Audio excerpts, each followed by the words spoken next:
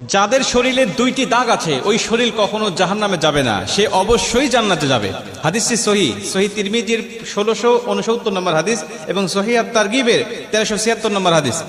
হযরত আবু উমামা রাদিয়াল্লাহু তাআলা আনহু হাদিসটা বর্ণনা করেছেন। রাসূল সাল্লাল্লাহু আলাইহি ওয়াসাল্লাম বলেন, যাদের শরীরে দুইটা দাগ আছে এবং যাদের শরীর থেকে 2 ফোঁটা তরল পদার্থ নির্গত হয় ওই শরীর কখনো জাহান্নামে যাবে না, সে অবশ্যই জান্নাতে যাবে এবং আল্লাহ পাকের কাছে এই শরীরটা সবচেয়ে প্রিয় শরীর। রাসূল সাল্লাল্লাহু আলাইহি ওয়াসাল্লাম বলেন, 1 নম্বর দাগ হলো যে ব্যক্তি জিহাদের ময়দানে আল্লাহকে খুশি করার জন্য, আল্লাহর দ্বীন কায়েম করার জন্য অথবা আল্লাহর সন্তুষ্টির জন্য যে ব্যক্তি বাতিলের মোকাবেলা করতে গিয়ে শত্রু পক্ষের আঘাতে তার শরীরে ছোট্ট একটা দাগও যদি বসে যায়, এই দাগটা কিয়ামতের ময়দানে সুপারিশ করে বা এই দাগটা থাকার কারণে কিয়ামতের ময়দানে আল্লাহ পাক তাকে জান্নাতে দিয়ে দিবে। নবীজি সাল্লাল্লাহু আলাইহি ওয়াসাল্লাম বলেন, 2 নম্বরে ফরজ ইবাদত সমূহের কোন একটি দাগ যদি তার শরীরে দেখা যায়, যেমন নামাজ পড়তে পড়তে সেজদা দিতে দিতে কপালে